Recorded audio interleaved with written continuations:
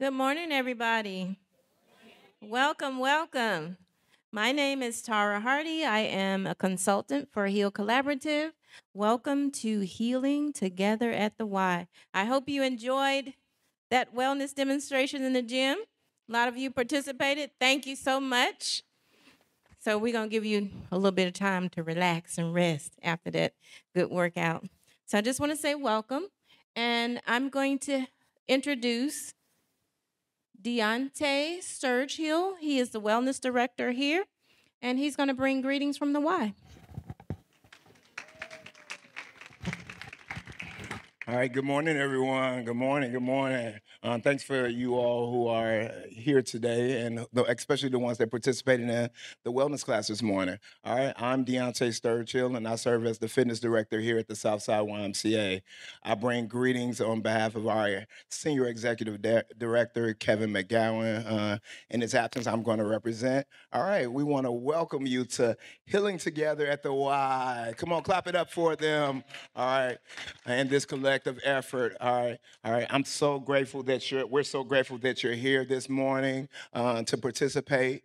This is one of our great collaborations that we're doing that's specific on lung disease. All right, which is very, a very important issue, in our community. So we just want to get educated this morning, get some great information, and we just want to go forward. All right. So if you're looking for any programs that's here at the Southside YMCA. We have a great facility where we have fitness classes. One of them you participated in this morning, but they range anywhere from Zumba, Pilates, yoga. And, in order to have great lung health, you got to get everything moving. All right. So it involves physical activity, which is very important. And that's why we started off with the fitness class this morning. All right. We also have swimming as well that is great for the lungs. All right. Aqua size classes, swim lessons, that are real heavy on lung health and heart health. All right. So I think that's about it. I just wanted to greet you all this morning, and I hope you have a great time. All right. And they're going to feed you in a little while, too. All right. Thank you. Okay, so we got your physical bodies working this morning. So I'm going to work your brain just a little bit, just a little bit. So we're going to play a game. So we're going to introduce ourselves, but we're going to do it in a fun way. So whatever your first name is, you're going to take the letter of your first name. You're going to say, my name is whatever it is. Take that first letter and say, I am blank, using that same letter. So it has to be exciting. So when you get up, I need you to be excited. So I'm going to give you an example, okay? Hi, my name is Tara, and I am terrific. Y'all got it? Okay, so we're going to start right here.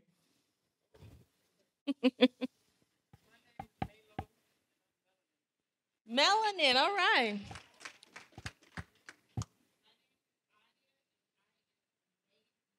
Oh, okay.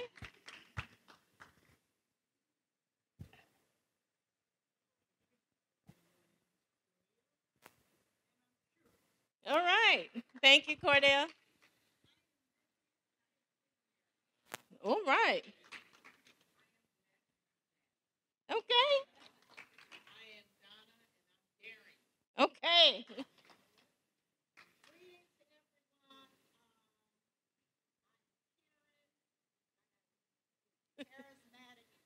Okay. Thank you. All right. Okay. Okay. All right. Okay. Okay. Okay. Thank you. Okay. Thank you. Thank you.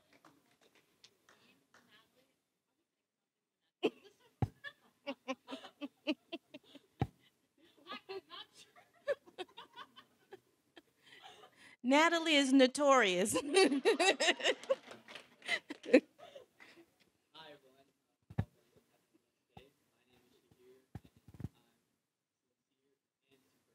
Okay, thank you.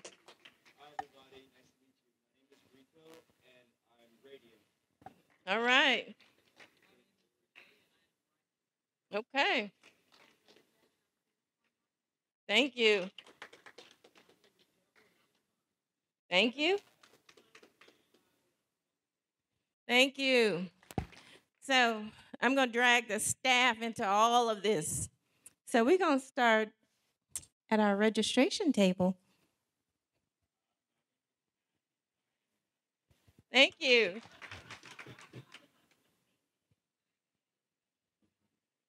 All right. All right. Thank you. Dr. Flannel. All right. All right. Okay. Mhm.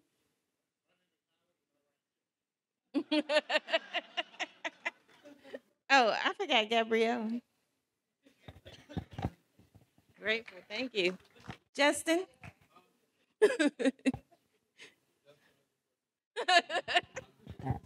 All right. Thank you so much for that. So I hope you remember everybody's name. So before I leave, I'm going to ask you to do one more thing. There is a pre-survey in your packet. Please take that out right now and fill it out for me and just raise it in the air when you're done, and we'll come by and pick it up.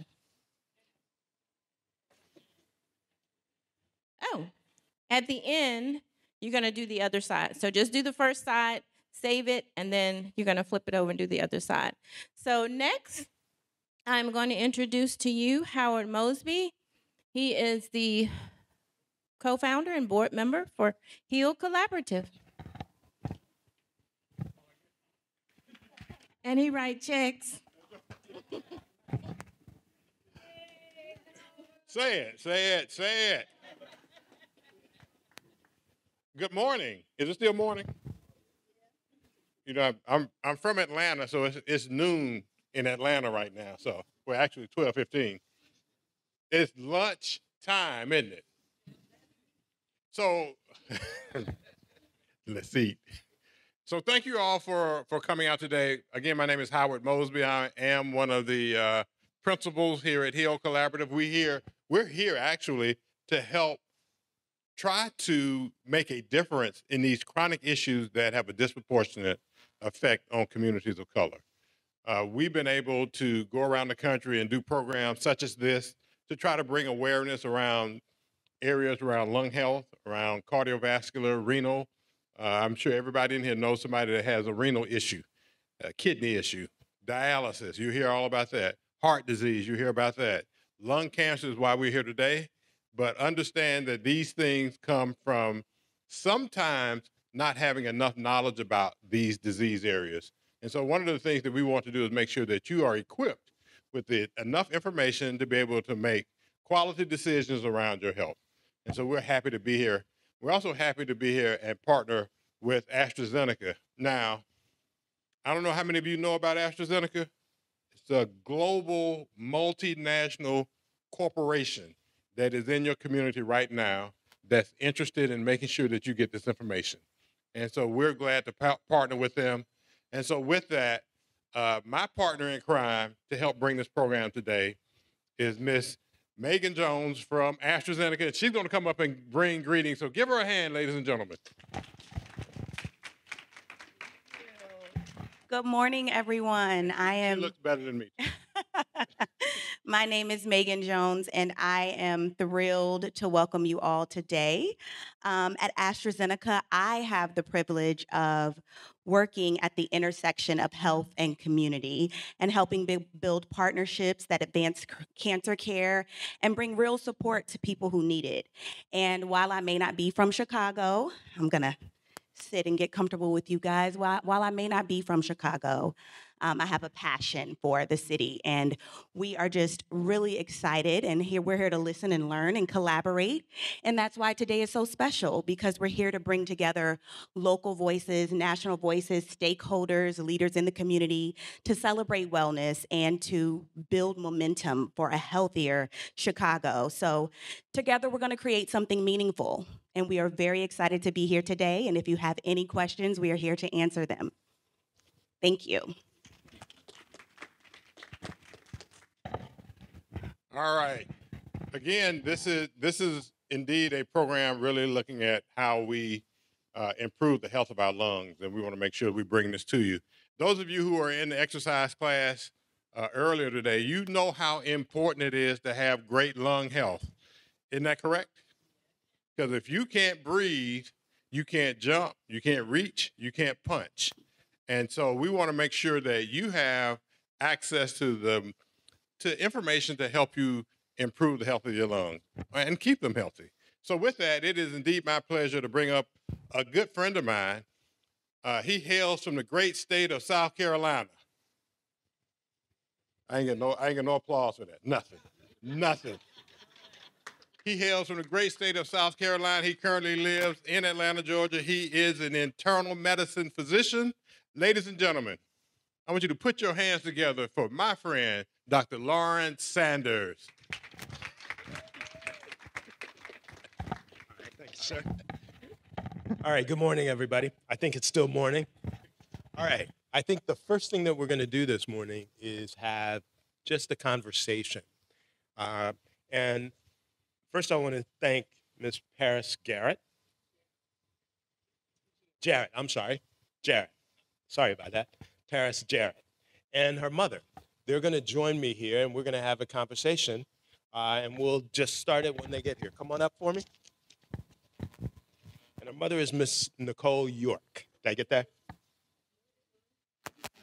Oh, wait a minute. You're not on the list. No, I am not. What's your name? It's Easley Lewis. Easley Lewis. Okay, I got it. I just have a seat.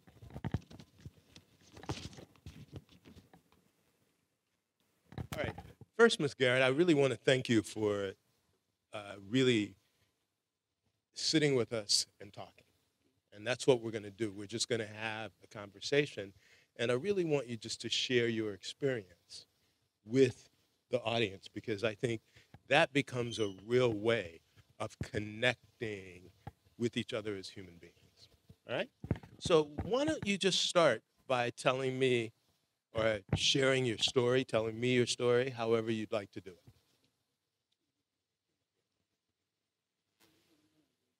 Just, I'll tell you what, you take this one, I know it works. All right. Good morning, everyone.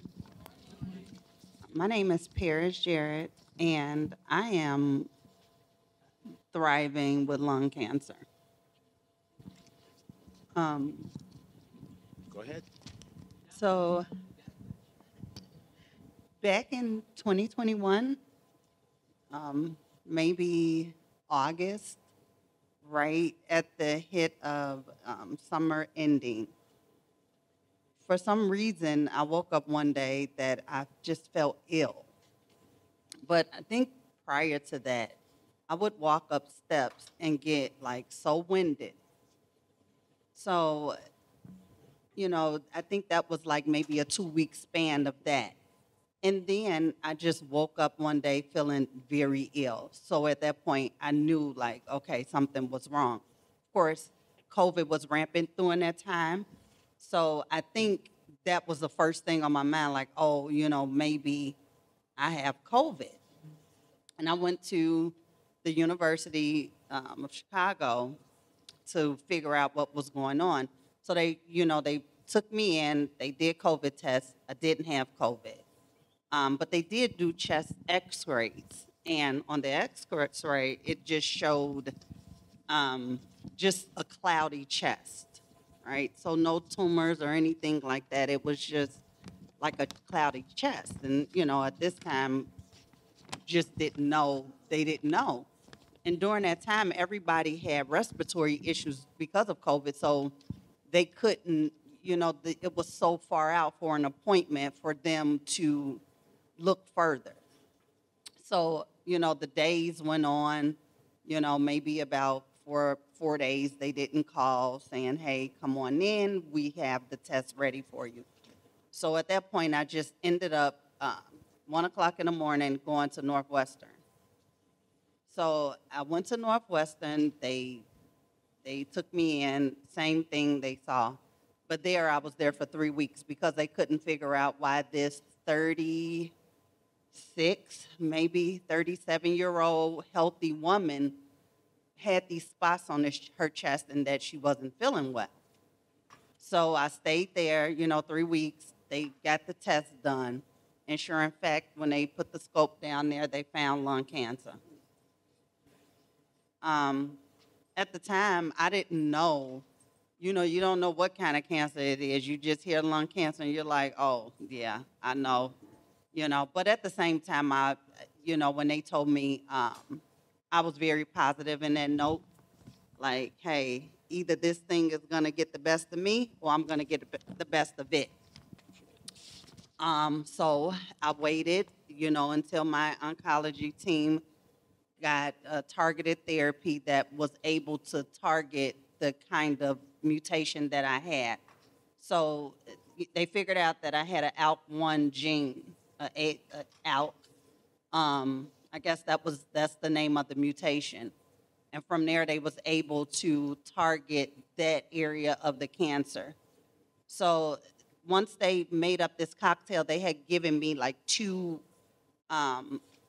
large dosages, 2 pills, which made me feel better like within days. I was back to myself, not all the way, but at least it was felt different. I've never, you never had that feeling before, right? So from there, I continued on the medication and my life began to go as normal, outside of course, still being healthy and, taking care of yourself.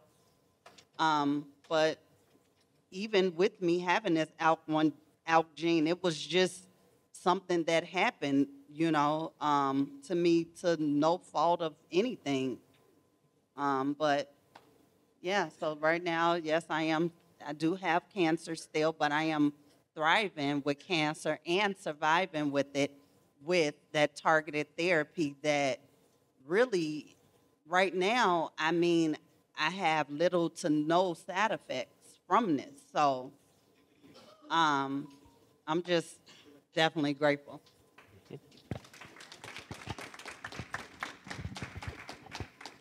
Thank you very much. I'm going to probe just a little bit more, okay? I appreciate the story of you went to the University of Chicago and you were waiting. What happened that made you go to... I would like to say something. Oh, okay, let me... All those tests that she had at my university. Mike. All those tests that she had. All those tests that she had at the university came up, like she said, they couldn't figure out what was wrong with her. The number one thing that they said, oh, it's not cancer.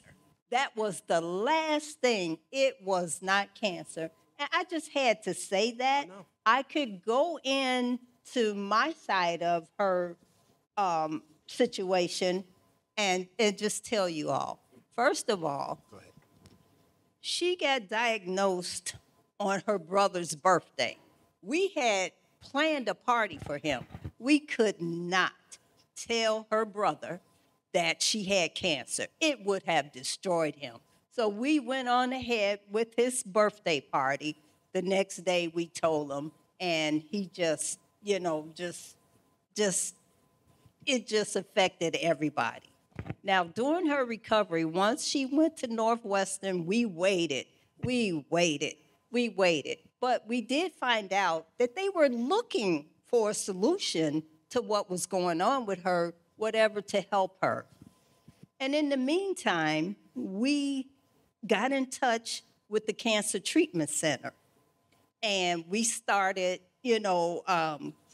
dealing with them and dealing with Northwestern. And to tell you guys the honest to God truth, you have to go and you have to seek all the resources that you can. You can't just go with one doctor or one medical facility because there's so much more out there. And with those two hospitals working with my daughter, it made all the difference. I mean, absolutely all the difference in the world. Now, once she got her targeted treatment, coming home, she dropped weight just like that. I saw her go from this to literally nothing. We live in, well, she doesn't live with me, but we determined that she needed to stay with me because it was less of a walk up and down the stairs. There's 40-something steps in her house, and it's only 18 in mine. So she stayed with me, and during that time, I mean, that weight just dropped off. We live on the second floor of a 2-flat where the kitchen is actually downstairs. Whatever this girl needed, she would run me up and down the stairs. I didn't mind, guys. I did not mind. I would run up the stairs 15, 20, 30 times. Whatever she wanted, I got it for her. If she wanted something to eat, water. Oh, this is not cold enough. I ran because I wanted for my daughter to live. And whatever it took, that's what I did. And like I said, don't just rely on one resource. Go out there looking because it could help even somebody else. It really could, just to know what resources are there. And in looking for additional resources, how did you make that happen? Did you want to? So I think once I figured out what was going on, because when you get diagnosed with something like that, of course, you're afraid. I was very young, too. I think at the time my son was in college, and I think my daughter could have been graduating high school at this point. But what really made me really hone down, I had a cousin that passed away from a brain aneurysm. And I knew that whatever was going on, she probably didn't get any treatment, right? Leading up to that episode. So I knew that once I started, something was feeling not right. That's how I ended up going to, seek some type of medical help. Did you talk to your mother early on? Yeah. Well, she saw me. I would come up the stairs to our house, and she would say, "Well, why are you out of breath? Why can't you, girl?" Running up the stairs, and I'm old. Yeah. I'm like, something is not right. Right. Something isn't right. And I think the point I want to make is those kinds of connections that really help all of us know when it's time to go get something done. Yes. And I think that connection is really important. Exactly. I agree. All right, now let me ask another question. So it sounds like you got the biomarkers to understand the specific kind of tissue, the specific kind of treatment that needed to be done. At any point, did your physicians offer you participation in clinical trials? Dr. Patel and Dr. Monroe, yeah, they were the ones that had me to participate in these clinical trials to make, to figure out exactly what they were targeting. Yeah, so I was a part of all of that. And then I became a part of groups. I'm not really big on social media, I know. But I did, Longevity was one of the groups that, that I kind of joined. Mm-hmm. So, yeah, they set me up for trials and different things like that. Mm-hmm. And as a mother, what else do you want to tell us?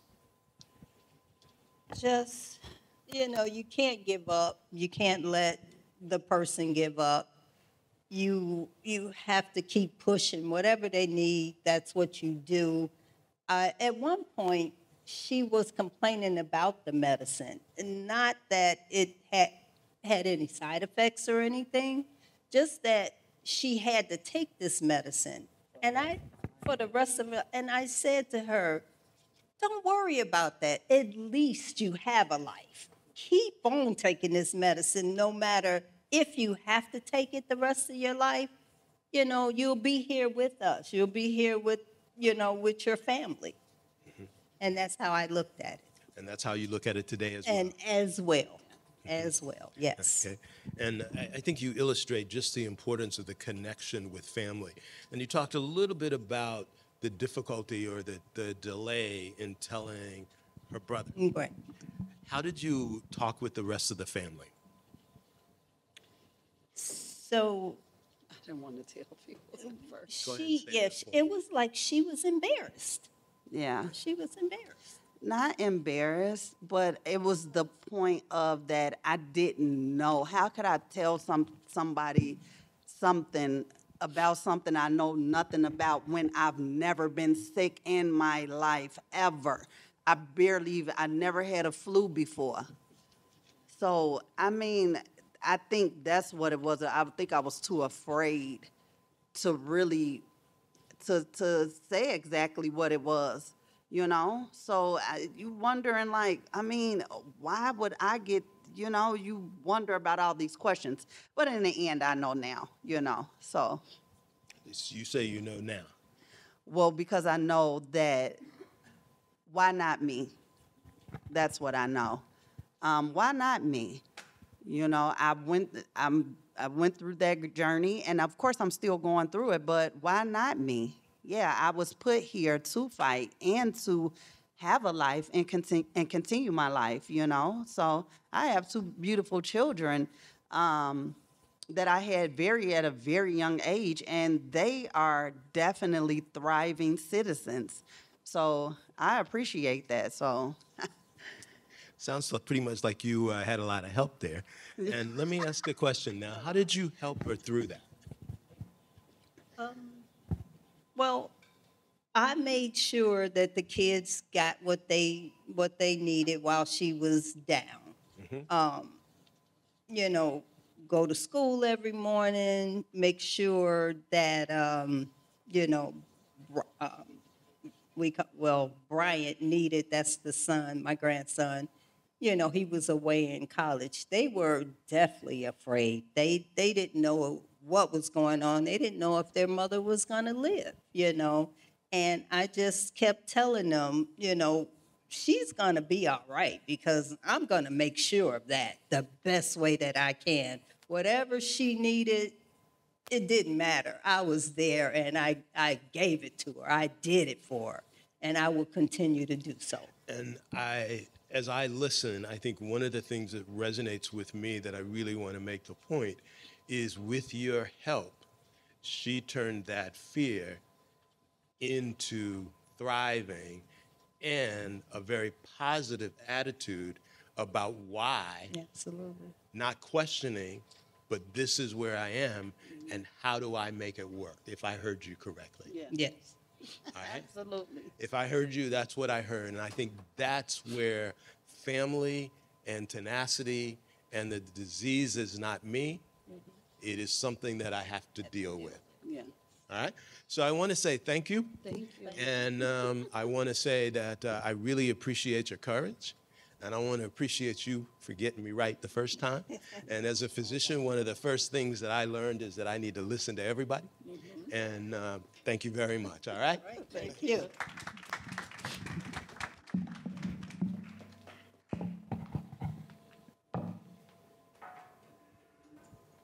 All right, I'm going to take the next few minutes, and what I'm going to do is just talk a little bit about lung cancer.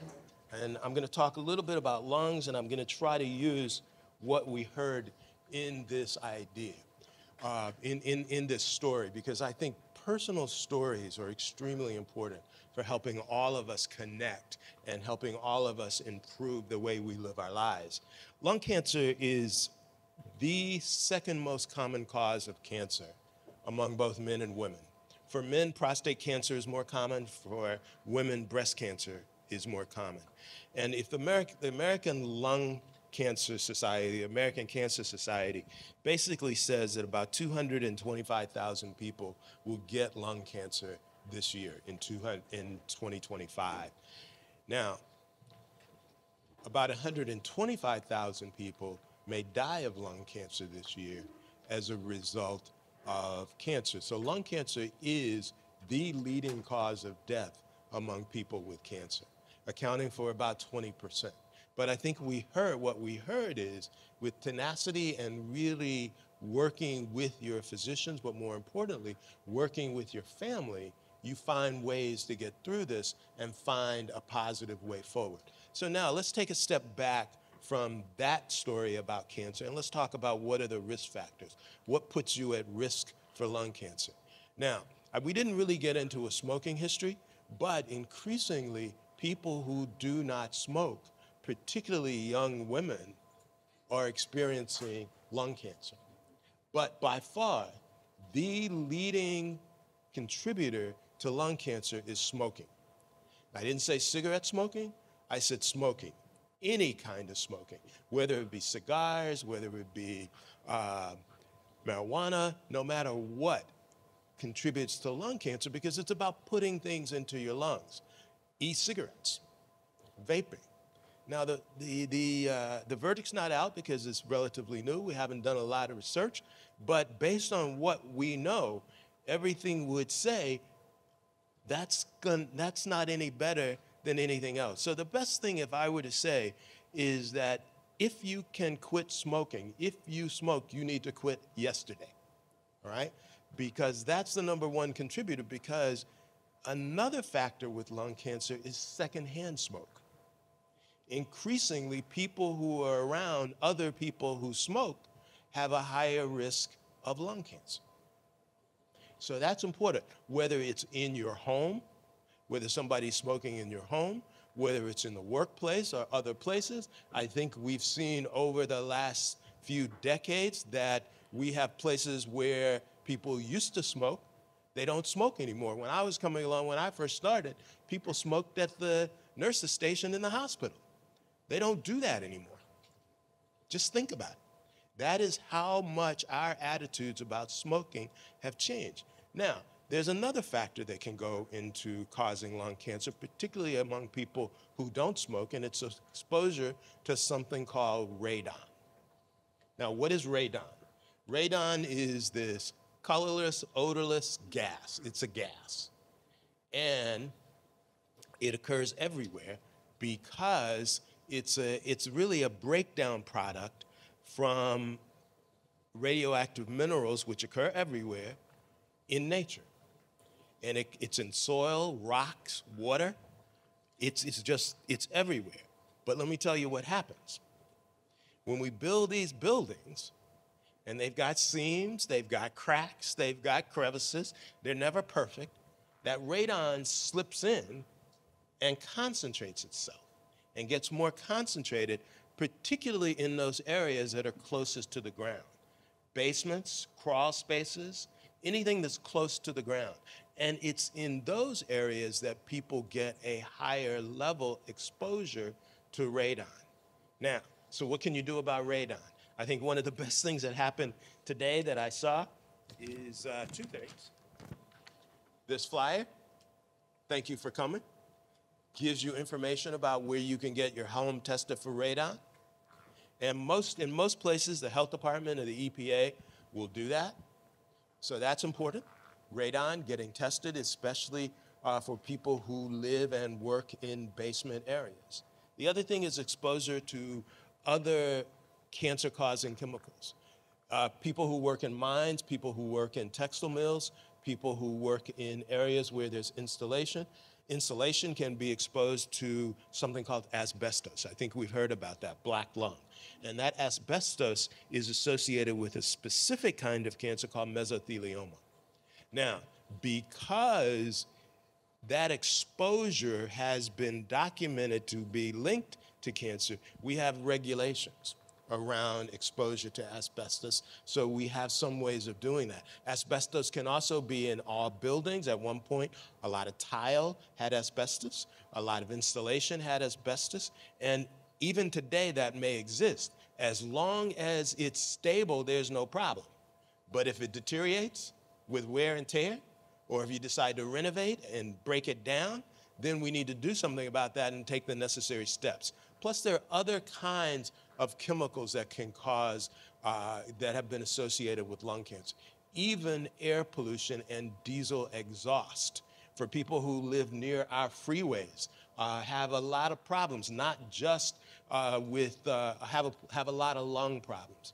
Asthma is more frequent among people who live on the side of the freeway because of the exhaust. We can't really change that. Now, you can hear about genetic predisposition to lung cancer. I can't argue with that, and it's hard to say.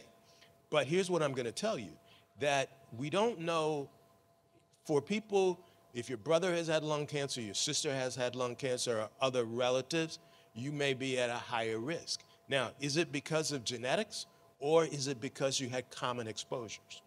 So we kind of have to think about those things. But those are really some of the risk factors. And so that now gets me to, how can you prevent lung cancer? Well, the first thing is, if you smoke, quit yesterday. Smoking cessation programs may be the most important thing for helping prevent lung cancer, and may be the reason that we've seen the prevalence or the number of cases go down over the last 5 decades, because I'm not sure how many people in this room remember the commercials back a few years back, where the Lucky Strike commercial was the father sitting in one place and the son was there sitting right by him, and he picked up the cigarettes, and we had candy that looked like cigarettes. You don't see that anymore, so we really moved around to really make smoking cessation important. And I say, if you quit, you're not only helping yourself, but you're helping those other people who are exposed to that smoke. So that's why number one, prevention is, let's eliminate smoking. If I had my way, I'd take them off the market. But I don't have my way. And if you're from states like North Carolina, South Carolina, it's a whole different ballgame. All right, so that's the first thing. And the second thing is early detection. Second thing that happened today on this thing is that if you have smoked, you can get screened for lung cancer. It has now become the standard. You can get screened for lung cancer, and this lays out ways that you can get access to screening in Chicago. So if you're concerned, go get screened. And I think the most important thing, if you learned anything from this fireside chat, take somebody with you. Take somebody that cares about you and has your interests with you, because sometimes you're not quite thinking quite straight when you go see us as physicians, and especially if we tell you something that you don't want to hear. So that's early detection. So I've talked about prevention, quitting smoking as a major things. And I think the other thing you heard starting this morning and the way we started this program is the best prevention is a healthy lifestyle. Now, what does that mean? It's about what you do every day, and equally as important about what you eat. And my best way of talking about how to get to a healthy lifestyle comes from Dr. David Satcher, who was the Surgeon General during the Clinton administration, and he created something called the Prescription for Health. There are 5 things in that prescription. And this would have been probably in the late 90s and in the early 90s to the late 90s. And you'll see why I talk about some of these things, but I think they're equally as important. So what I would tell you is the first thing on his prescription for health is, if you smoke, quit. That's any kind of smoking.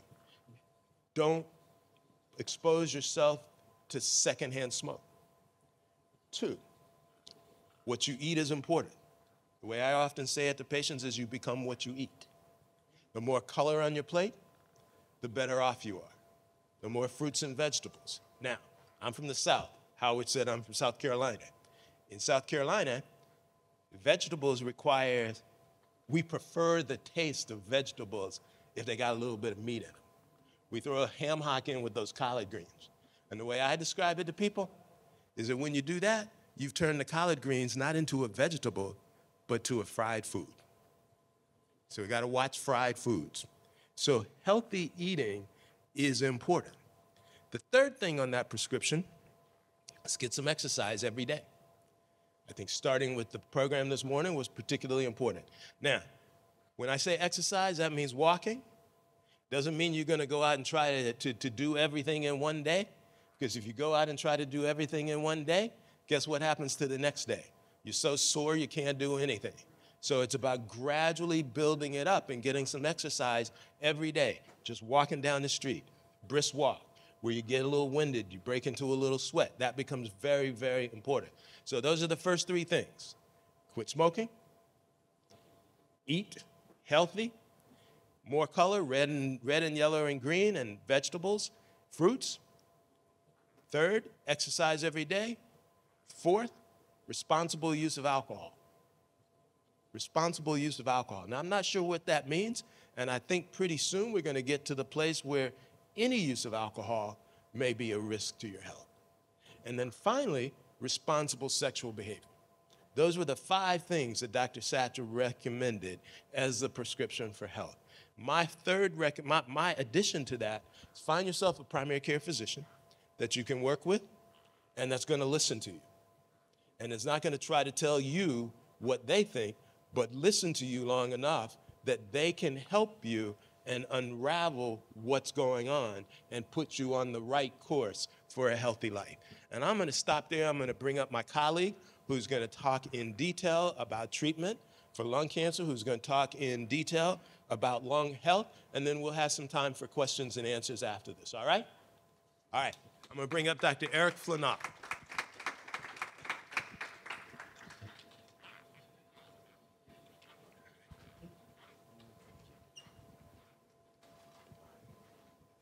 Ready to go? Good morning. I saw a lot of you over there exercising. I hope I don't put you to sleep here because I got a lot of things to go through here, okay? But my name's Eric Flanaugh. I'm a pulmonologist, a lung doctor, and also I work in ICUs at Grady Hospital in Atlanta, Georgia. I've been there for, a good 20 years or so, but we also run a lung nodule program, a lung cancer screening, and look at other pulmonary diseases too. So one thing I want to talk to you about today, I've been given a short time period to go through some of the biggest lung diseases that impact our health and our community. One's going to be asthma. I'm going to run through just a general understanding about this because that gives you an idea of what's going on. I'm going to run through COPD, which is going to include chronic bronchitis and emphysema, our package in there. And then lung cancer, we'll go back through, and some of the things you've heard before, we're going to go a little bit deeper into, but I have to do all this in just a few minutes.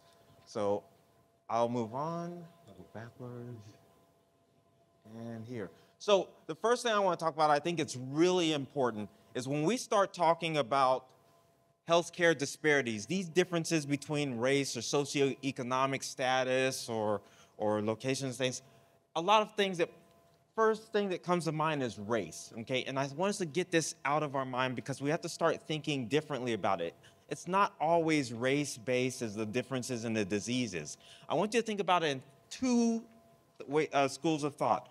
One is going to be your health, and the other is going to be health care. And when I talk about health, there's 2 things that factor into this. One is the environmental factors that impact your health, right? And it could be things that you're exposed to, where you live, what you do. And the other, and the other thing is going to be the biology, right? How your body reacts to a lot of these things. Because I hear patients say all the time, my body's different, right? We all know this. We're different, right?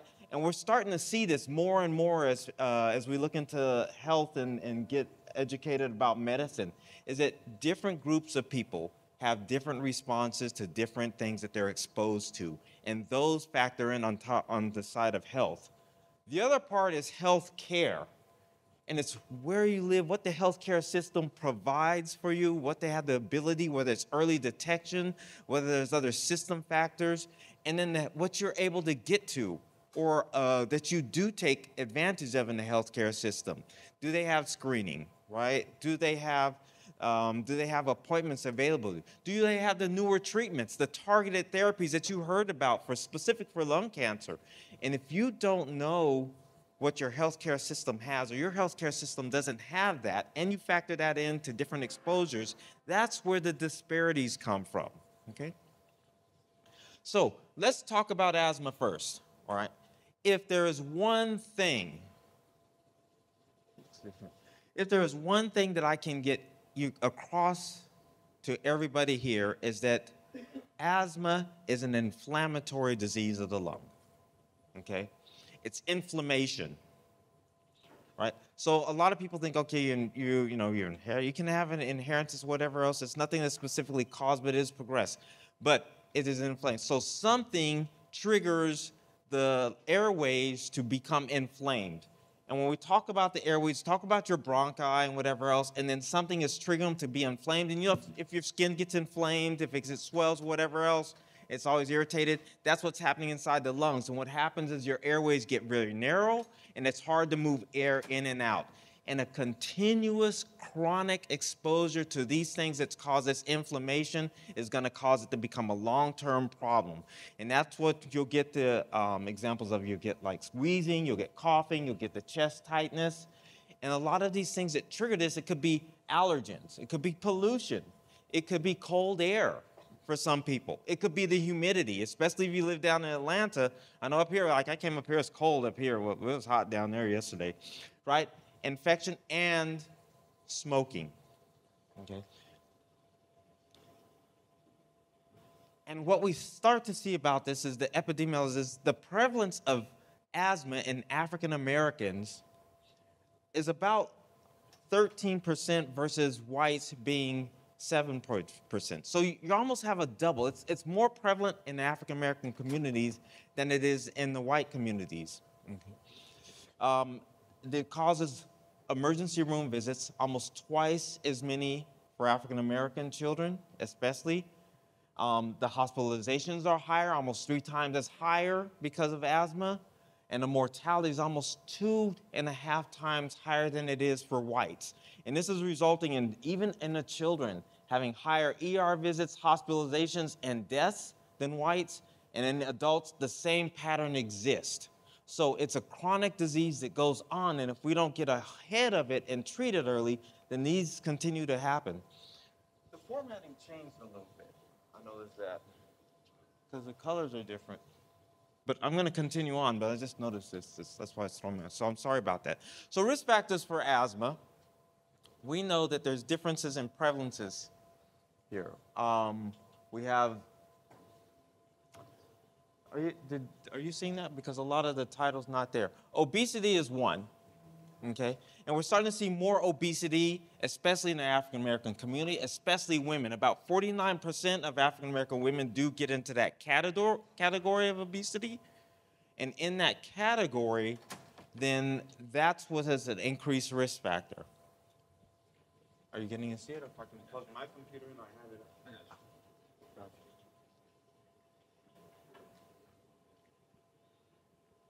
Sorry about that. It's just sometimes Apple and Microsoft don't talk all the time.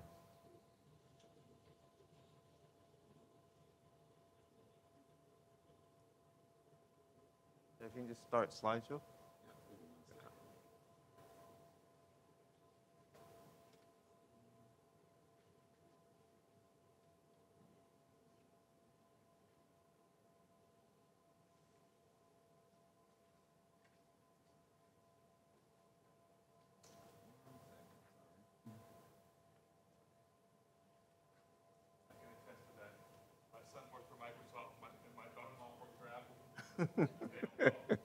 Got you.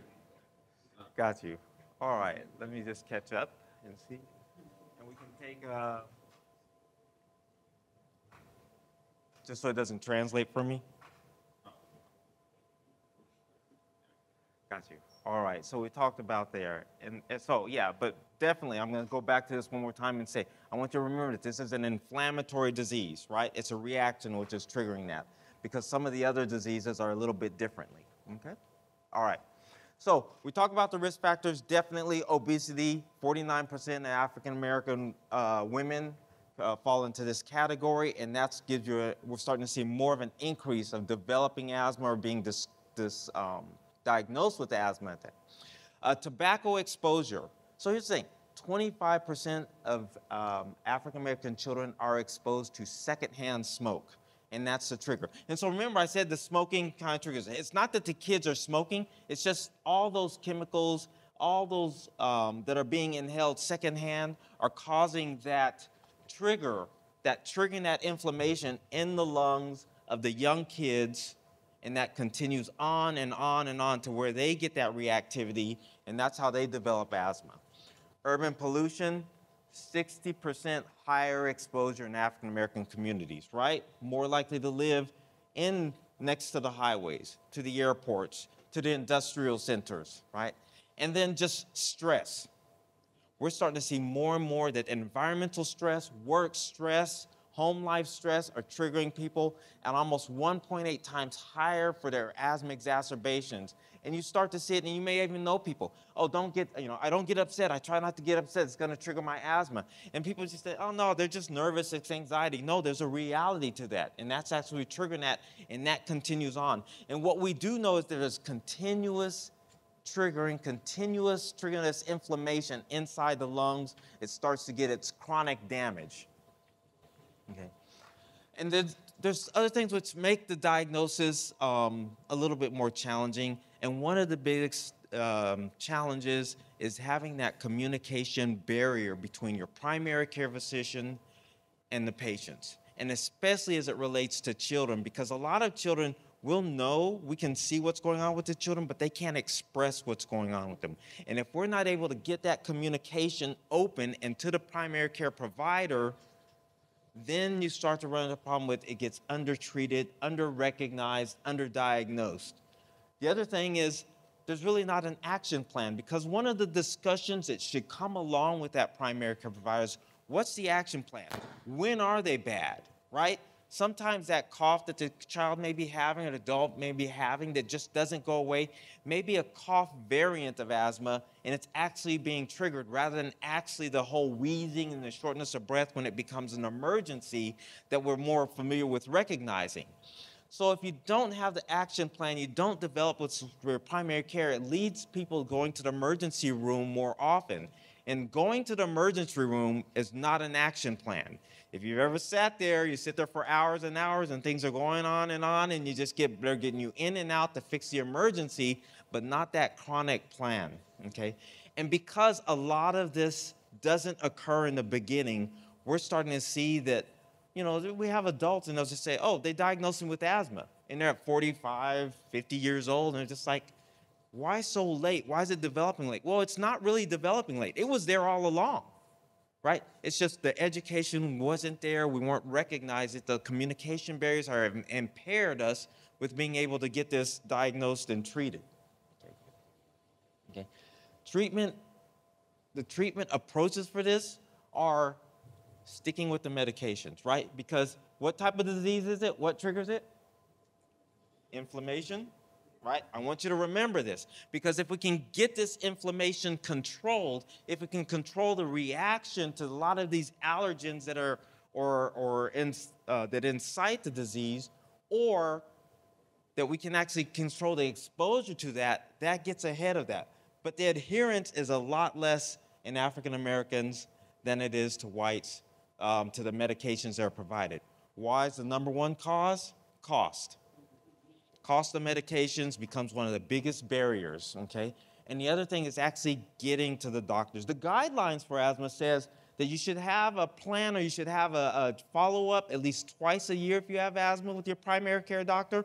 Only 29% of adults are doing that, and only a third of children are getting that. So we're not getting that follow-up, that component of health care and taking advantage of the health care that we should be utilizing. So next one, COPD. So very similar, okay? This is a chronic progressive disease that again, works in the airways and that there's limitation of flow of air through the airways, okay? But this is not reversible. The asthma, you get the inflammation down, it becomes reversible. This is not reversible. It has two forms of it, and you'll hear them sort of interchanged all the time, and a lot of people aren't really saying, well, I say, well, you have chronic bronchitis, and they say, well, they told me I have COPD. Well, yes, it's part of the same spectrum of diseases there. But it's emphysema and chronic bronchitis, where the airways are either chronically inflamed and become thickened, or the emphysema, where the airways lose, like this is a normal airway and a normal lung. But here you see it starts to lose its structure. These become thickened. You get a lot of mucus production, and it gives the same similar symptoms that you have with asthma, where you have the wheezing, you have the cough, you have the chest tightness, right? And it's the similar things that are smoking. All right, so a lot of us, you're going to, smoking comes up quite a bit. We're going to talk about that in a little bit. Air pollution and exposures. So similar things in these environments where people live are also triggers to developing some of these disease processes here. Okay, the prevalence, if we look at the prevalence of COPD in African Americans versus whites, well, it's about the same, actually, right? You got 5.9%, you got 6.3%. You say, okay, it's the same same rates in both populations. But here's the thing that you need to pay attention to, right? The morbidity, the bad effects of it are worse in African Americans despite smoking at lower rates, right? So African Americans smoke about 15% versus 17% of whites, right? So actually they're smoking more. But we're seeing the prevalence is the same. That tells you something, right?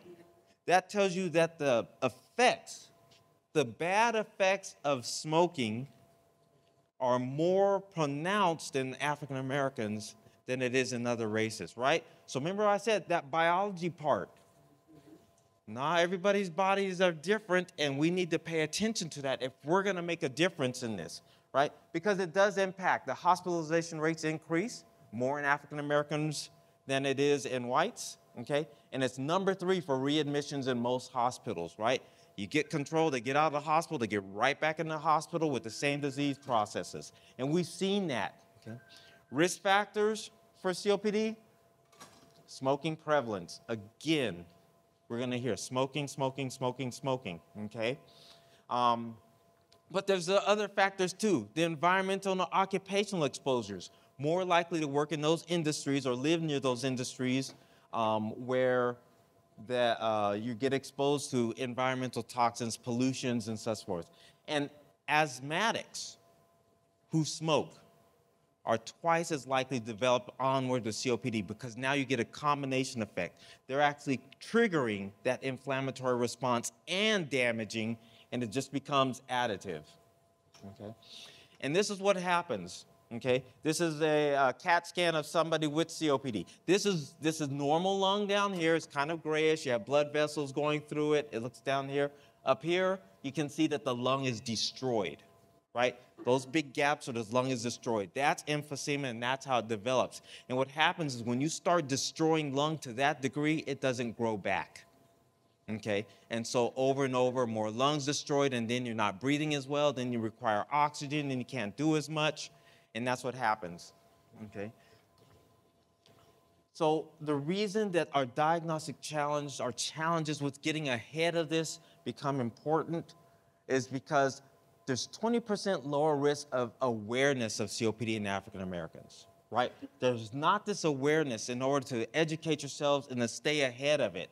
And you get that along with lower testing rates, because if you're not aware of what your risk factors are that you might have it, and you don't get tested, well, that adds up to about a delay in about 2 years on average of being delayed in the diagnosis with African Americans versus whites. So it's 2 years for this to carry on with low recognition, with continue the same risk factors, the same exposures, and not getting ahead or control of the disease. And so this is an important thing, is this education, this component of it, helps us stay ahead and know what to look for so we can get diagnosed early, okay? And the treatments, by and large, you've got to stop the smoking. Smoking, but the success rate in African Americans is low. and we can work on it. There's a lot of factors. We can talk about that a little bit later in our open discussion of how do we improve these. The inhaler use, right? Because using the medications and sticking with the medications is low in African Americans. Again, we talk about costs. You know, there'll be new medications out that work really well for diseases, but they cost a lot. And another thing is a lot of people, when you're limited with your costs, what do? Well, you have the medication. I'm supposed to take it 3 times a day, but I may take it twice because I need to save it so it lasts a bit longer because I can't afford these medications, okay? Pulmonary rehabilitation. And so what this is a lot of people, you hear these stories about people, oh, they ran a marathon, but they only have 1 lung. It's because they have the lungs that they have. They stop taking the devastating effects of whatever they're doing. They stop contributing to the destruction, and then they work with what they have. And that's how you rehab. So you learn to use what you have more efficiently. Sitting as I can't breathe, so I'm going to sit down and do nothing is not an option. Okay, it's all working with them. And then vaccinations. Okay, so I know there's a new administration and there's some things about vaccinations. I got to be careful what I say so I don't get deported. But the vaccinations, especially for flu and pneumococcal, you know, a lot of times we don't. But this we actually know saves lives because if you can avoid these infections, especially when flu season comes and pneumonia season comes, that helps actually avoid the ongoing damage and getting these bad effects that somebody with COPD and flu, where you might just, you know, if you're healthy, you might just feel a little sick, a little short of breath, it can kill them, right? So the vaccinations and this work. I'll see y'all like in El Salvador next week. Okay, what exactly is lung cancer? We'll switch over to lung cancer. You heard a little bit about it. You heard a testimony, and thank you for sharing with it because this is reality and it's underestimated in our population of exactly how devastating it is. But let me tell you just exactly what lung cancer is. Just with any cancer, you can have a normal cell, right? And for some reason, this cell changes, right? It goes through a genetic change, and it just starts to multiply, okay? And what happens is you have 1 cell, and it grows fast into 2 cells, and 2 cells into 4 cells, and 4 cells into 8 cells, and on and on and on, until you get this big lump of tissue that's growing, taking over whatever organ it starts from. It could be from the colon, it could be from the prostate, in this case, it's just from the lung. You're not gonna catch it from somebody else, right? It's not gonna be spread by touching something. It is just that for some reason, there's a genetic change in the normal cells, and they grow over and over. And with lung cancer, there's 2 main types that we're going to talk about a little bit, okay? There's a type where the cells are really small, it's more aggressive, they spread fast, and it's linked to smoking. Now, doctors, we're not good at naming things, right? So this one we named small cell cancer, okay? And so what you're looking at here, this is underneath the microscope. Each one of those little purple dots there, that's a cancer cell in the same frame, okay? Then there's the other one. It's larger in size. It grows a little bit slower. There's more causes to help it develop or getting it, okay? And we call that non-small cell because each one of the dots are there. If you think about, you know, what's concentrated, yes, this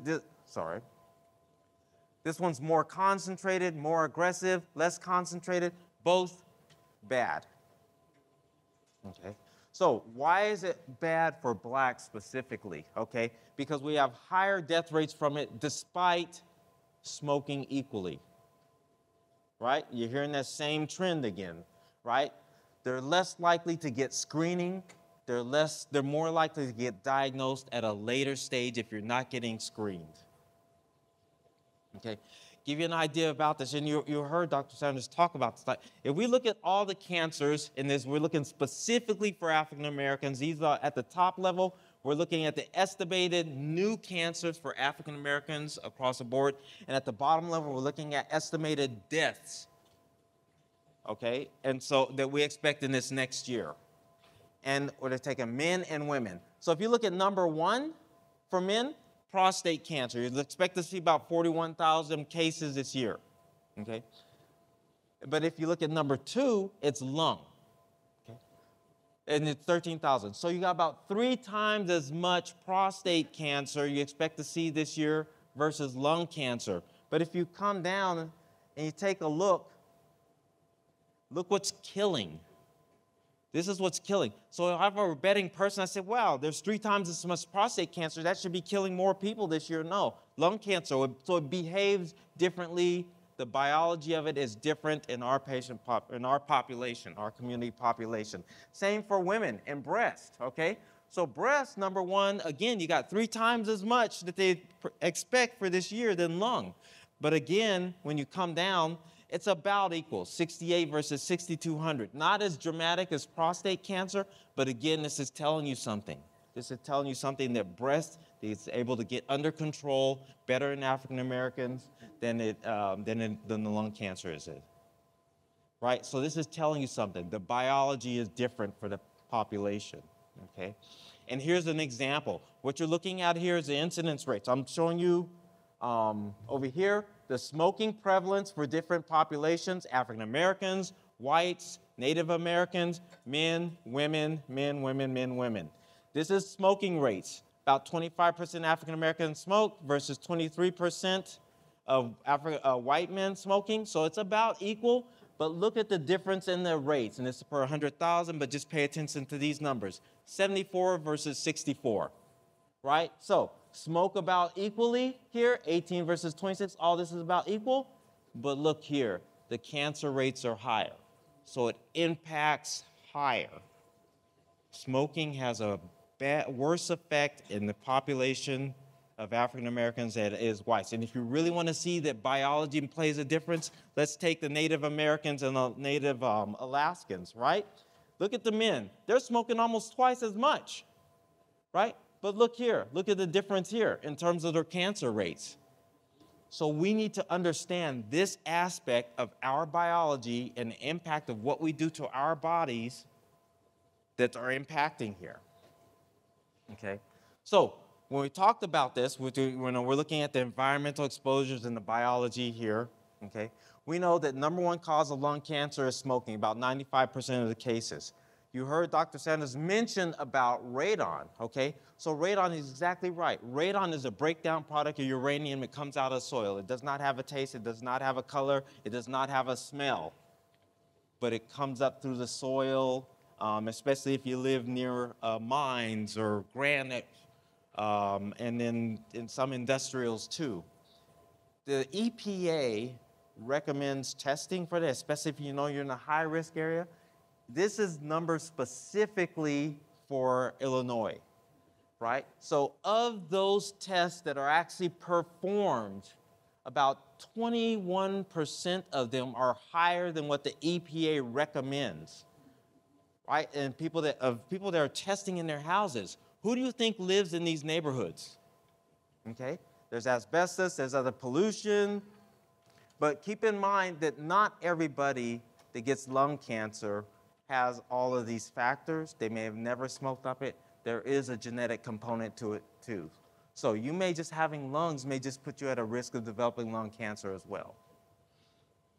Okay, and then there's the healthcare aspect of it, especially early detection and getting screened.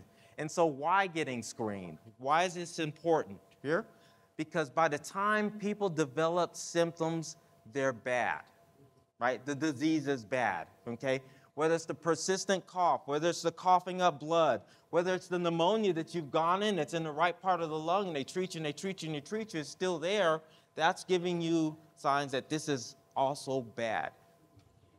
Okay, because it's had time to spread. I'll give you a little anatomy lesson. So here's a CAT scan of somebody. Here's their heart. Here's their ribs coming around. And this is the right lung, and this is the left lung. When you screen, we are screening to try to find lung cancer before it starts causing the problems. And the problems might be pain because on the edge of your lung, there's a whole lot of nerve fibers, and it hurts. You know, somebody gets bruised. It's, I broke a rib, it hurts one of the most pains I've ever had. Yeah, because there's a lot of nerve fibers there.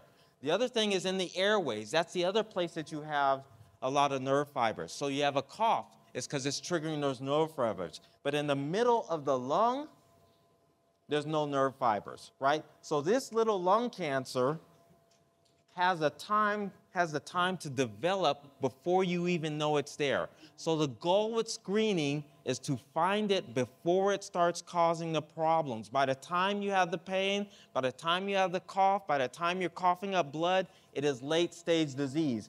And what we do know is if you get screened, you have a 20 to 25% less chance of dying of lung cancer.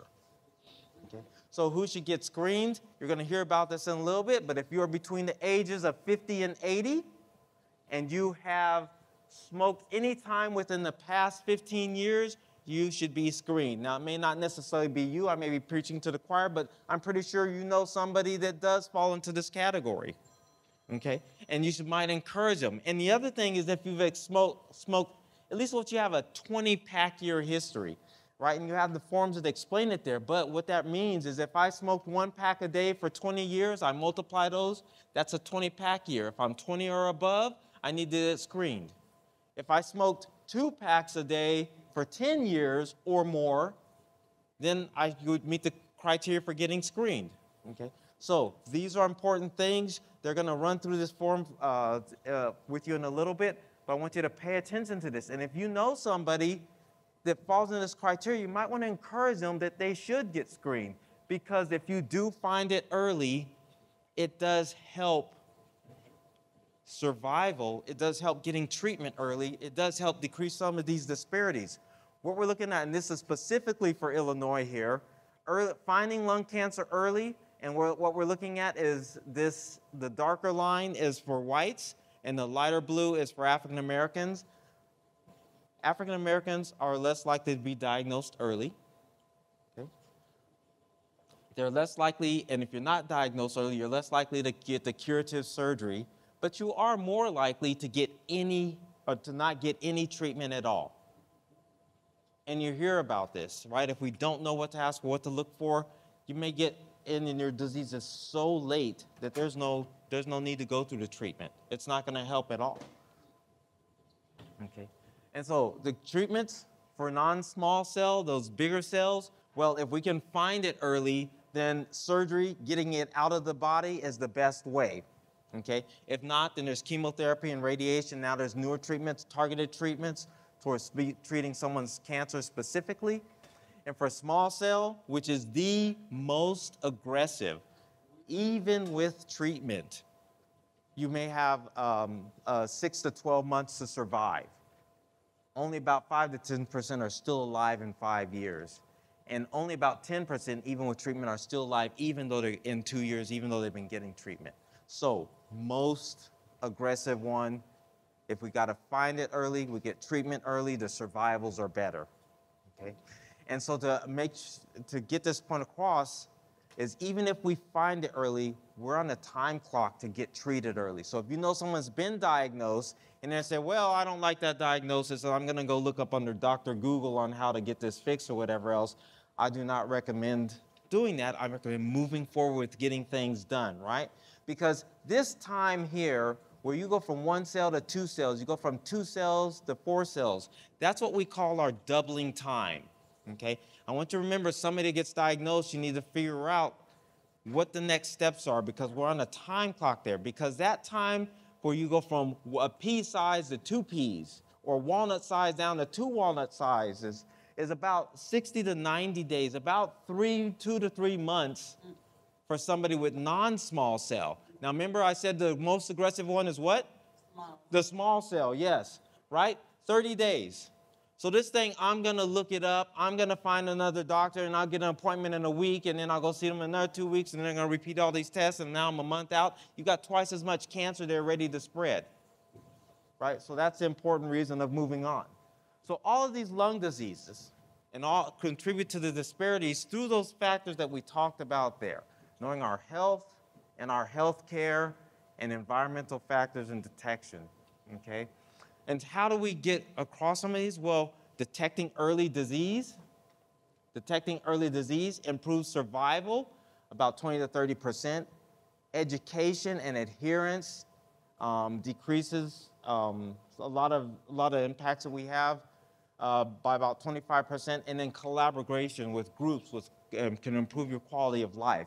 Because we know that people who have low health literacy, this low health understanding about the diseases that impact them, they have more emergency room visits, they have more hospital stays, their treatment plans are not very well described, and their death rates are higher without that health education component. Is it going? There we go. I cannot say anything you heard about a little bit early, prevention. Okay. Prevention. This is a study they looked at middle school kids, and they looked at what their smoking rates were. And you see that any of those, it's about 5%. Girls are higher than boys. It can be electronic cigarettes. These companies know what they're doing, right? They know what they're doing, okay? But here's the important part. The important part is we can't tell kids not to smoke if we're smoking ourselves, right? And so that's important, because once they start and that developing mind gets addicted to the nicotine in there, then they continue to smoke, okay? Right, and this is one thing I'm gonna run over. So this is one thing I need to get across right here. So the nicotine is the addictive part, right? Nicotine isn't the thing that's causing the cancer. It's the thing that keeps you coming back to smoking. If it were a new drug on the market today, the FDA would have a huge problem with it, because the only two things that are more addictive than that are heroin and cocaine, right? But it's been ingrained and there's money associated, whatever else. But if we start talking about some of these factors, if cigarettes were coming out brand new today and they had nicotine in it, they would be tightly regulated, okay? And so it's so tightly regulated now that we know one cigarette has about 8 milligrams of nicotine in it, okay? But when we start thinking about these other things that people are smoking, because I have some patients, he's 51 years old just recently. He says, oh, I don't smoke about 6 a day. I said, he has 6 Black and Milds, okay? So these small cigars, these Black and Milds here, have about 100 milligrams of nicotine. That's the nicotine equivalent of 12.5 cigarettes. The large cigars, about 25 cigarettes. You're about a pack, 1.25 packs a day if you're just smoking one of those a day, right? And they're targeted for the community, right? They know what they're doing, right? Because you think they're named Black and Milds just by coincidence? No, right. And if you talk about the other components that people are smoking now each day, so I'm going to kind of keep moving here. Pack of cigarettes has about 20 cigarettes in it, right? The Juul pods, right? The nicotine equivalents in those, 41 cigarettes, right? You've seen that blows big old cloud of smoking that's coming out. These puff bars, which now they put the menthol in there, so it's not a little bit smoother for you, about 50 cigarettes. And now this one's the death block. This was 90 cigarettes. And you'll see people go through 2 or 3 of those a day. And it's just that addiction part of it, which will keep them come back, and they cost more money. And what happens when you run out of money? You're going to go back to the cigarettes, right?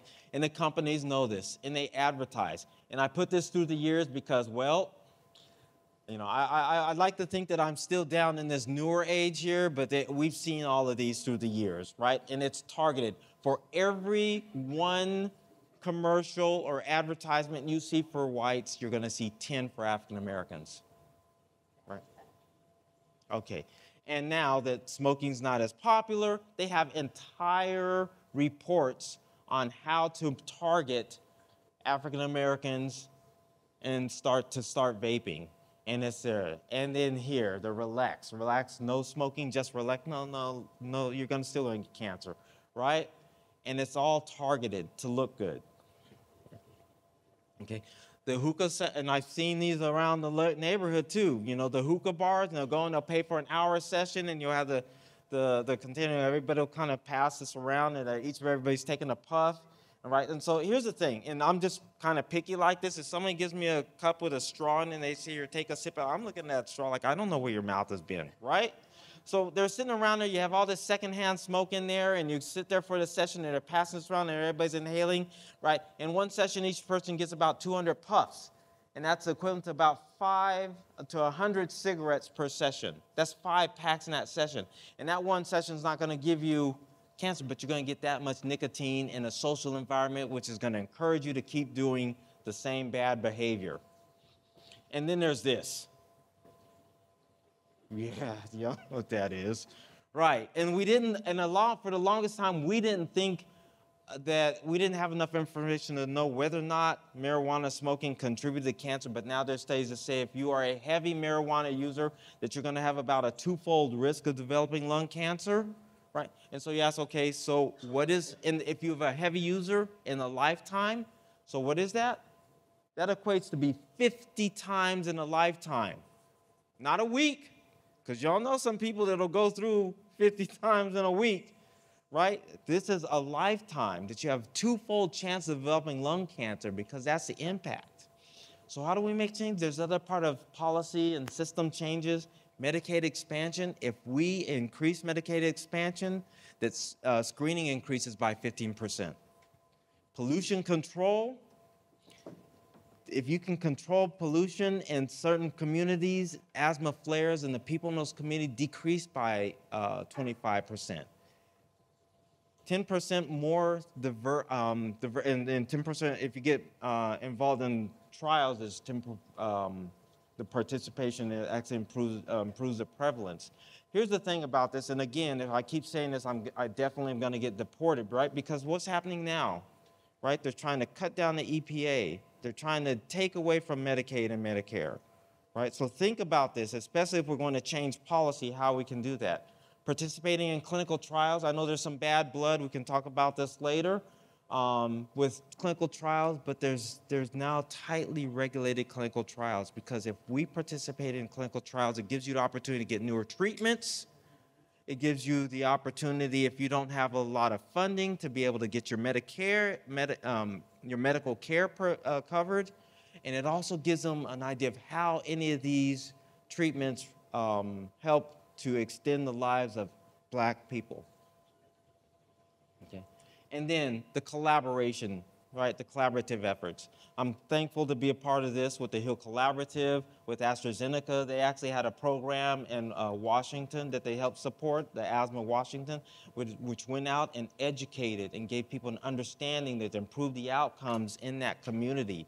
And as long as we continue to do things like this and coming to the Y to listen to this, listen to me talk and whatever else, and you go out and you spread what you heard here, you'll have some improvement on decreasing the disparities. And with that, I know I've run over time, but thank you for your time.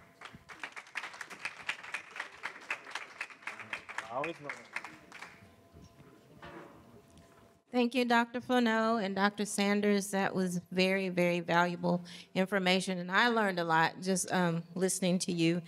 But before we get into our Q&A section, I'm going to ask Rico Lau to come up. I'm going to give you a few minutes to talk about lung cancer screening.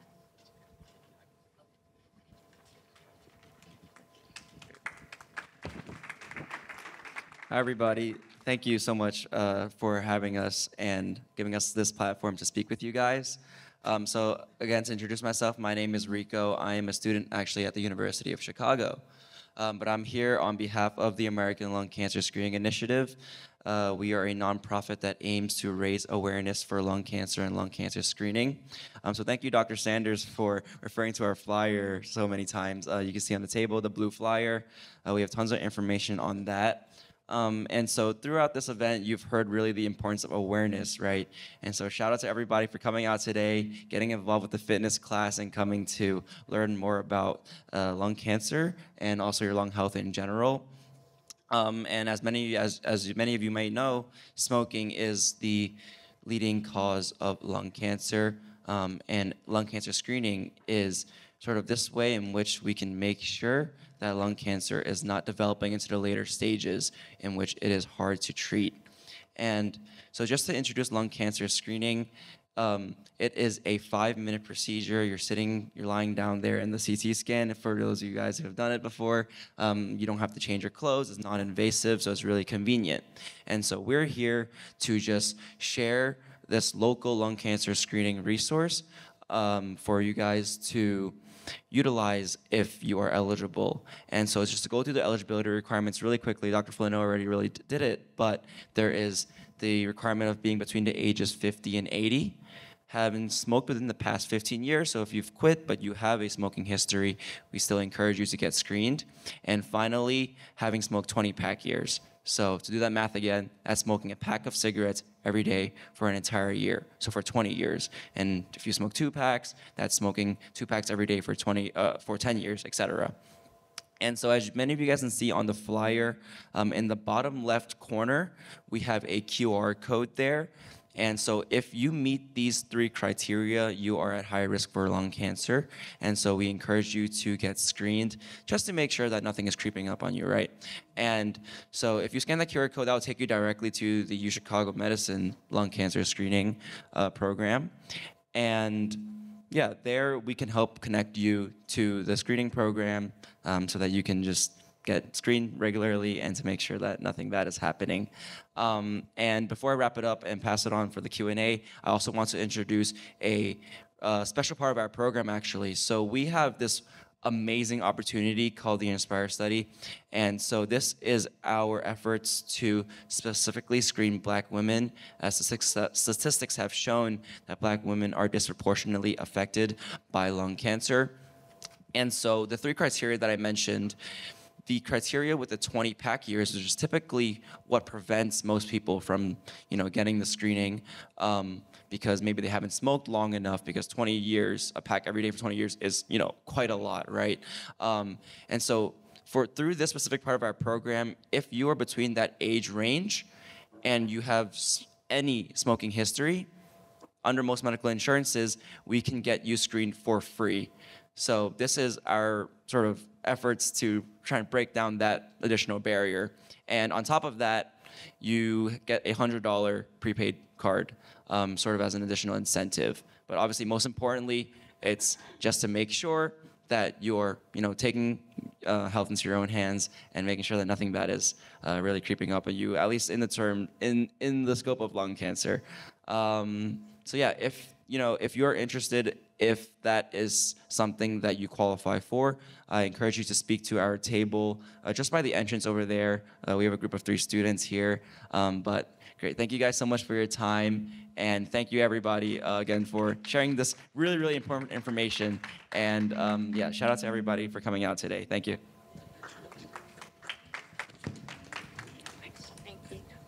Thank you, Rico. So next we're going to get into our Q&A section. So I'm going to call everybody up. Dr. Sanders, Dr. Flano, Paris, and your mom come up. Right, so we had some really good information that the doctors shared with us, as well as Paris's testimony and her mom's story as well. So we're going to open up the floor for anyone that has any questions for them.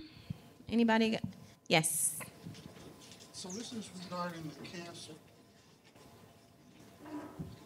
So this is regarding the cancer cell when it becomes abnormal. Is there anything that can be done to be proactive in affecting that cancer cell to become abnormal, like any type of nutrition that fights inflammation?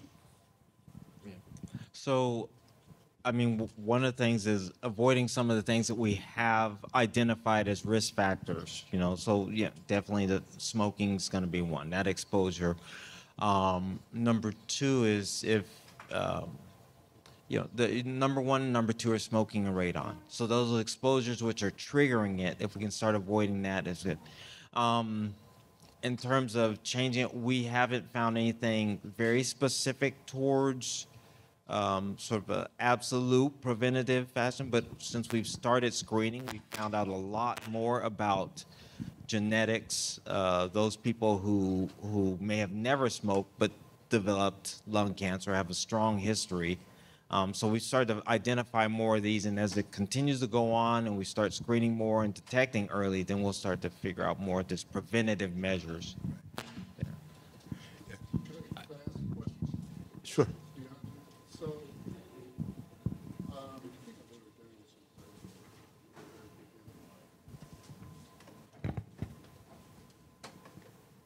so I guess free radicals and also any type of anti-inflammatory supplements, does that prevent or help assist in preventing the normal cell as it goes through its cycle to become abnormal? You know, that's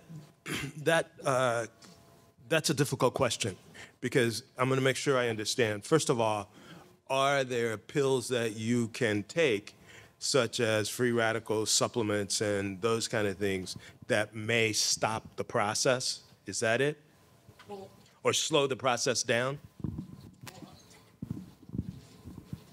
I'm looking at, once we get cancer, that's the effect. I'm looking at what can we do Right. collectively, Okay. To be proactive Right. in healthy eating and taking any type of things that could assist that cell from becoming abnormal. I think you hit it on the head. That is a chronic, lifelong process. That healthy eating, exercise, and building a strong body builds the capacity to, one, fight the inflammatory process, because the healthier you are, the better you are to fight the inflammatory process. And, sometimes I use an analogy that helps understand. In order to protect yourself and to do your best to prevent diseases and other conditions, it's a lifelong effort. And my analogy sometimes is it's like taking care of a plant. You got to do a little bit every day. And you got to be consistent every day. Because if you don't do that, there's nothing you can do quickly that's going to turn it around. In other words, if I let that plant start wilting and get sick, there is nothing I can do to turn it around quickly. But if I am disciplined and do a little bit every day, I am much better off. Does that make sense? If I could piggyback off that, and I want to give a shout out to Deontay Sturgill. He's the fitness director here at South Side YMCA. And he has a class, and I talk to the people in this class, and they talk about how they were before getting into the class. I live a sedentary life. I don't do anything, not much. And then they get in this class, and like you said, it has to be done on a regular basis. But if you talk to any one of the people in this class about how they feel now as opposed to when they started the exercise routine, they feel much stronger. They feel much better mentally, physically. And I know we've talked about physical, but that mental really goes with it too.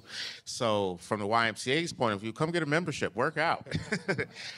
Because your fitness, your physical fitness is definitely a positive. If I could tell a personal story while I'm here, I have a father he's a cancer survivor. It's not lung cancer, but he did have cancer.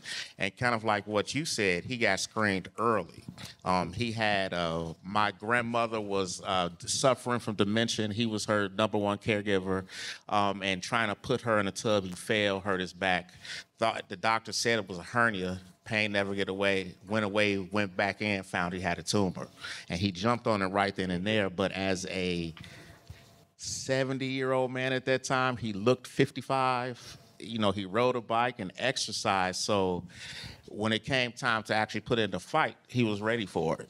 He wasn't already beat down or beat up. He was in good shape for his life because of how he took care of himself, and it helped him beat cancer. So just my story. No, good story. Good story. Awesome. I have a question. I know that one of the leading causes that you say from from lung cancer is smoking. So like a lot of people. What are your thoughts on the patches and the things of that nature? Can you talk to us about that? Some of the things to help. With people who, help us in this area, to stop smoking. A lot of people in our community, they're so used to. We have a lot of things that we stress about in the African American community. Like family. From family to family. That's the biggest thing. Insurance. Paying for things. What we're gonna eat, how we're gonna feed our kids. Getting our kids to school. Single parent households. A lot of contributing factors that have us. Then smoking. Is our stress reliever. I'm just talking. I don't smoke, but as a whole, that's why even in the medical profession, I see it. The doctors on the side of the hospital, they smoking cigarettes too. So everybody's stressed. On our administration now, we're stressed. So we're just stressed around. So can you talk a little bit to us about that? Well, I think the patches and all those things are really part of smoking cessation. And I think one of the things is that with this administration, a lot of the funding for community-based smoking cessation programs is going away. And so I do think, though, that we need to advocate for smoking cessation programs, get people involved in smoking cessation, because not only does it helps with nicotine addiction, but it also gives you other mechanisms to deal with that stress. And I think what you do every day is one of the best ways to help people deal with that stress. Rather than reaching for a cigarette, how about reach for a class or go for a walk? But it's a learned behavior. Absolutely. I definitely agree. Quick question, too, about those. Do you know those patches? Like, if people do decide to use those patches or things, like what's in those patches that helps? Like, are they really helping, or are they, will it be something down the line saying that they're going to be called, some, it seemed like, everything we say, like, you take one medication, you got a lot of things, that can happen from that medication. So can you talk a little more about that? So they're less, what's in the patches, less toxic than cigarettes. About 6,000 chemicals come out of a cigarette smoke from that. So that's that aspect of it. But what's in it mostly is a nicotine replacement, right? You're trying to give you a different way of getting the nicotine that'll keep you from getting the cravings. The thing about that is you have to work with your primary care doctor. You have to get into a smoking cessation program, because the goal is not to be on the patches all your life. The goal is to stop all of that altogether. Okay, and that's where your overall plan is. So getting together, having a plan, and most people, it takes them about 3 times of trying to quit. But that's but you still have to stick with it. You have to have that support group, the pathway of getting there with your overall goal there. And if and I tell patients, because it is, I said, well, how much is a pack of cigarettes? I don't know what they are here, somewhere between $5 to $10, depending on what you're buying, right? And you're going through that a day. Right, and so what are you looking at? $90 to $300 a month. If I sat down and I gave you $90 for this month, would you take it? Well, yeah, they take it. So then stop spending and watching it go up in smoke, literally. I have, I guess, a question or a statement that I have an older sister who's a doctor, but I also have a niece who's a chemical engineer. And to piggyback on the asthma, she was saying when she first started her internship in Minnesota, she gave a meeting to the family. And she was telling us that a lot of these products that we bring in our house causes asthma. Because she was saying that when a baby is born, 9 times out of 10, it doesn't have asthma, but we as African American, we go and we clean our house, we have all these chemicals in there. And she said years ago, they used to put the skull and crossbones on there so you could see, but Procter & Gamble paid them millions to take it off and put the wording down there, who reads everything. And she said a lot of those things causes chemicals, chemical causes the irritant to the lungs. And by the time you go back for your baby for the 6-week checkup, the baby got asthma. And so I was noticed that that's part of it too. And then the second one is my husband has cancer. Thank God for University of Chicago, because he went in he had Lord, the memory of the righteous is blessed. He had a problem with his, anyway, he went in for one thing, and when they did the CAT scan, they found out he had a big tumor. By the size, they said it was like 11 centimeters, and it was on the outside. It was by the spleen and the pancreas. And they said it's been there for years. And they don't even know how it's undetected, how it went undetected, but it did. And so he's on chemo now, and the chemo he taking, he don't have no side effects from.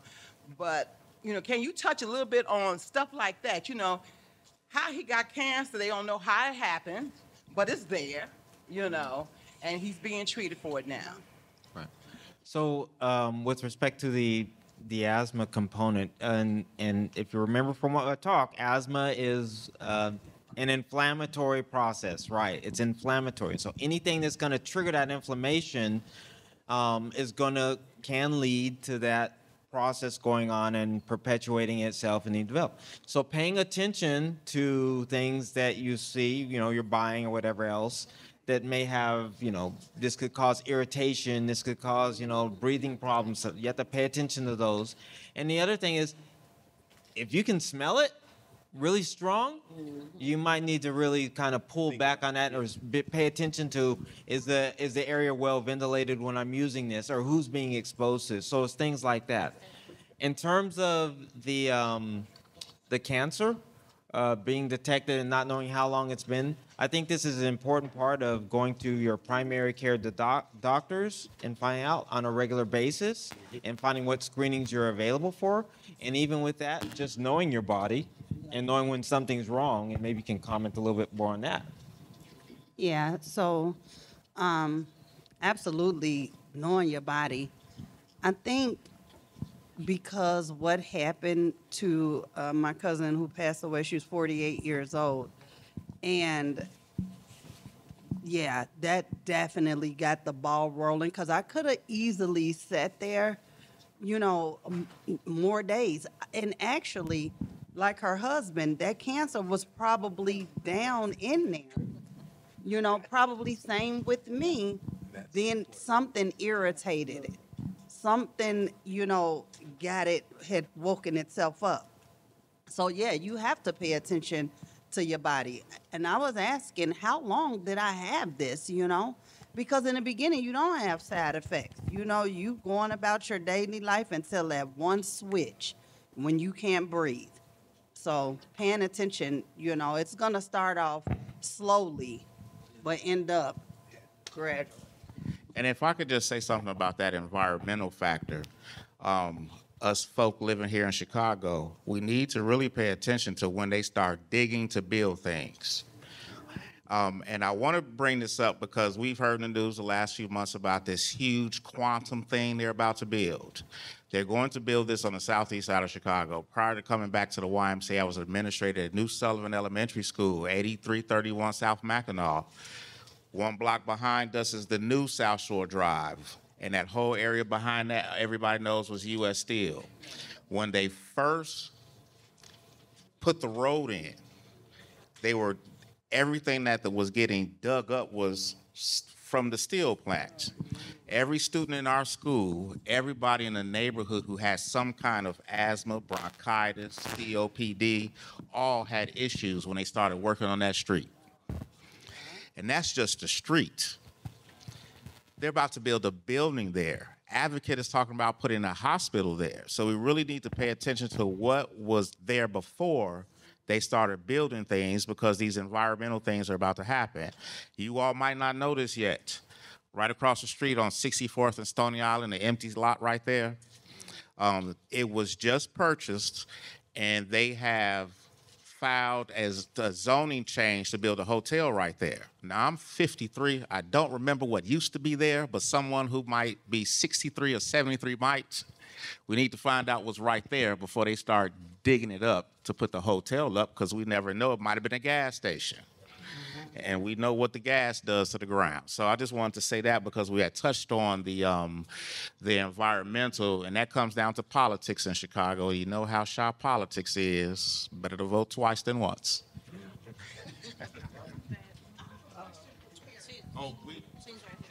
Hello, everyone. Hello, everyone. To God be the glory.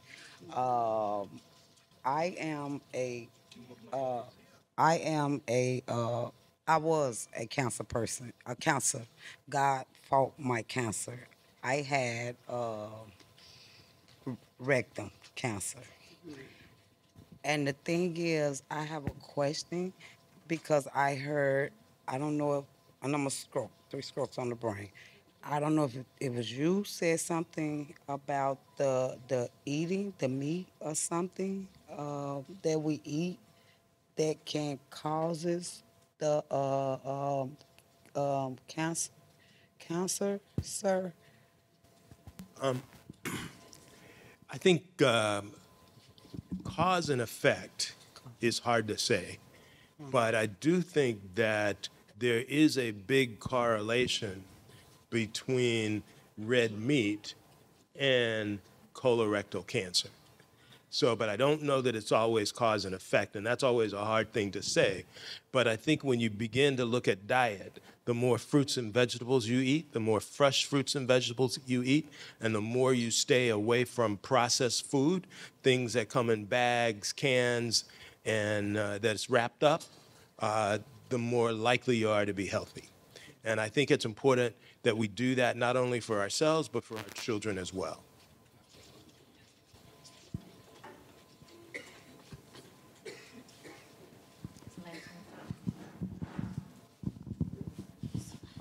Thank you. Hi, I have a question for Paris. What was some of your symptoms before? I mean, or did you have any prior symptoms like your gums? Were your gums swollen? You know, did your teeth bother you? I'm just trying to figure out with the lungs. And actually, I kind of want to ask you a question too with your rectum. But I'm just curious because that's something we need to be aware of. Yeah, you do.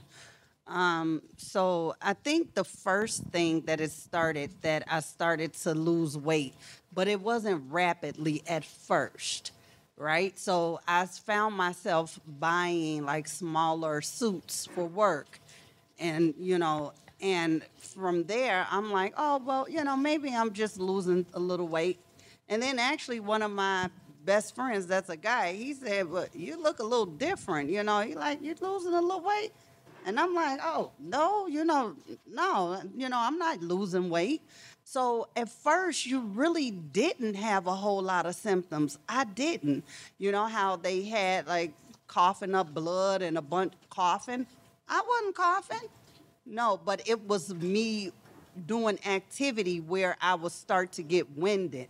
So walking up some stairs, then I would be like, a little woozy. And then the switch clicked, and that's probably where the cancer probably start to show itself, when you started to feel ill. So, I mean, it was the weight for me. And then the appetite started to decrease.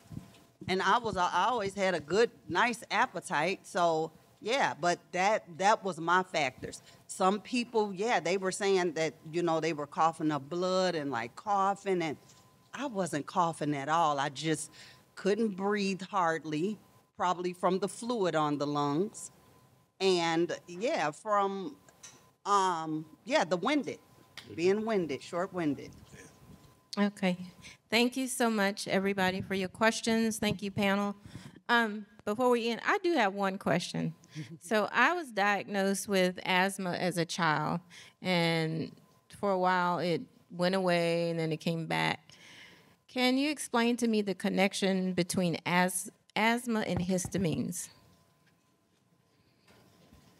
So, when the body has a reaction to something, it's an inflammatory reaction. One of the things that's released is histamine, and that triggers some of that inflammation to occur, or whatever else. So they try to give you antihistamines to stop some of that reaction there, and it may go away for some people until another trigger is encountered somewhere else and stuff like that. So that's why paying attention and to what you have and what your symptoms are and when things go right or wrong for you are an important part of this thing. So I take if there's anything that you've heard today that sticks with you, don't just keep it to yourself, leaving out today. Take it and educate somebody that you see it may apply to, and just keep this process going. Thank you so much. Thank you, everybody, for asking your questions. Thank you, panel guests. But one more? Okay, one more.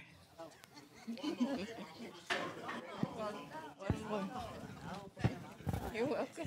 Yes, I wanted to ask you about your treatment plan and all. I'm very holistic. So I wanted to know, was there a part in there psychological that would help you emotionally and therapeutically on your journey?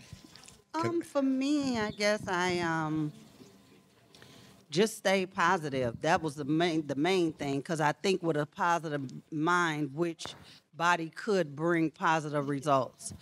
But just really just trying to stay positive, doing healthier things like, more healthier fruits and vegetables. You don't need all that red meat.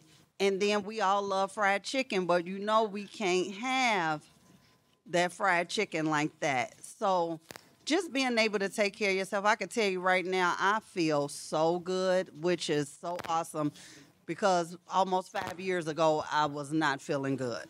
So. All right.